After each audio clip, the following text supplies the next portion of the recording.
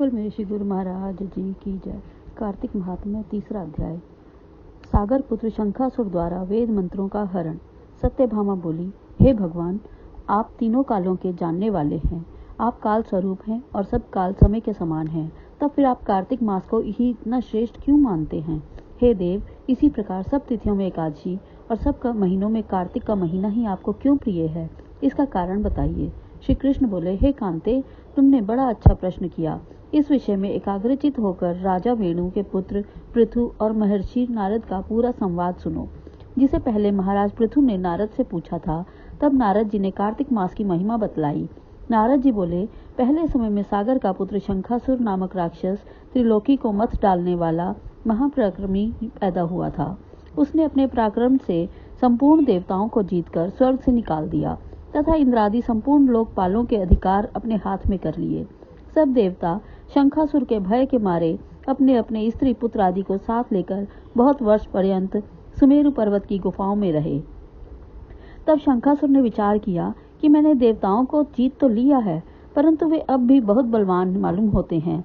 हाँ, अब मैंने जान लिया है कि वे सब वेद मंत्रों से युक्त हैं, इसी से वे बलवान हैं। अतः उनके वेद मंत्रों का हरण कर लिया जाए तो वे सब स्वयं ही बलहीन हो जाएंगे। ऐसा सोचकर शंखासुर सत्यलोक में गया, जहाँ भगवान उस समय सोए हुए थे। उसके मन में चोरी की इच्छा थी। इस कारण जब वह वेदों को चुराने लगा, तब बीजों सहित वेद मंत्र भी उसके भय के कारण इधर उधर पानी में छिपने लगे। तब शंखासुर उन्हें खोजता हुआ समुद्र के अंदर विचरने लगा, परंतु उसे वेद मंत्र इकट्ठे नहीं मिले। उधर ब्रह्मा जी सब पूजन सामग्री लेकर सब देवताओं के साथ वैकुंठ लोक में भगवान विष्णु की शरण में गए। वहां भगवान को जगाने के निमित्त ब्रह्मा जी मधुर वाणी में गाने बजाने लगे और गंध, धूप, दीप आदि से बार बार पूजा करने लगे। उनकी पूजा से संतुष्ट होकर भगवान ने नेत्र खोले। तब सब देवताओं ने सहस्र सूर्य के समान कांति वाले विष्णु भगवान के दर्शन किए। पश्चात सब देवताओं ने षोडशोपचार से पूजा की, फिर साष्टांग दंडवत करके पृथ्वी पर गिर पड़े। तब तो प्रसन्न होकर भगवान उनसे कहने लगे, हे देवगणों, मैं तुम्हारा भोजन, भजन, कीर्तन आदि कार्यों से बहुत प्रसन्न हुआ हूँ। आप लोगों की मनोकामना मैं पूर्ण करूंगा, यही वर देता हूँ। और कहा, आश्विन शुक्ल पक्ष की एकादशी से लेकर देव उठनी एकादशी तक जो भी मनुष्य ब्रह्म मुहूर्त में उठकर प्रातः काल तुम्हारी तरह मेरा भजन और कीर्तन तथा पूजन करेंगे, वे सब मुझे प्यारे होंगे और मुझे प्राप्त होंगे। पाद्य, अर्घ्य, आचमनीय आदि जो सामग्री एवं पूजा का सामान तुम मेरे निमित्त लाए हो, वह अनंत गुणकारी होकर तुम्हारे लिए उत्तम फलदायक होंगे।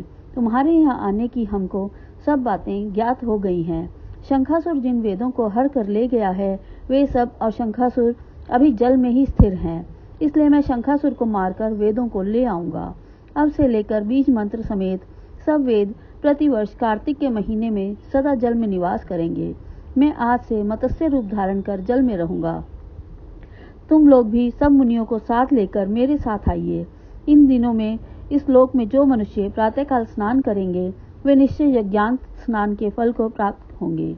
अतः हे देवराजेंद्र, जो लोग कार्तिक मास में नियम पालन करते हैं, उनको तुम मेरे लोक में पहुंचा दिया करो और उनकी सब आपत्ति तथा विघ्नों से रक्षा करते रहना।